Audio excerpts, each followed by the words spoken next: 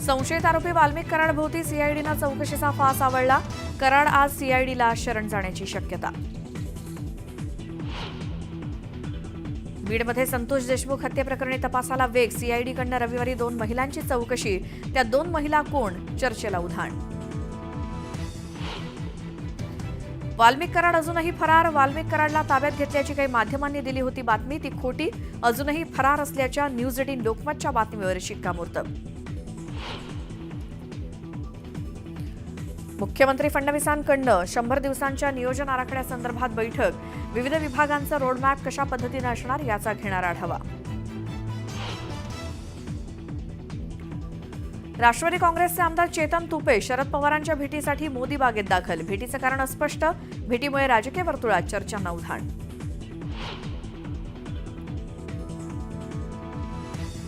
सोलापूर बाजार समितीत वेळा अमावस्येमुळे आज लिलाव बंद. बुधवारपासून कांद्याचे लिलाव सुरू होण्याची शक्यता. आणि कोरियातल्या प्रसिद्ध बीटीएस ग्रुपला भेटण्यासाठी धाराशिवमधील 3 मुलींनी रचला अपहरणाचा बनाव. कोरियाला जाण्यासाठी घरातून चोरले पैसे.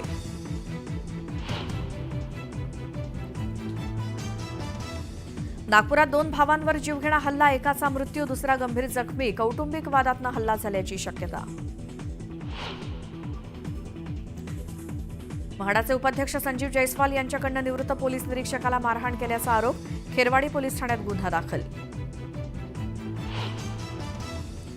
सोमवती अमावस्येनिमित्तानं खंडोबाच्या जेजुरीत भाविकांची मोठी गर्दी. दुपारी 1 वाजता देवाचं करहा स्नान.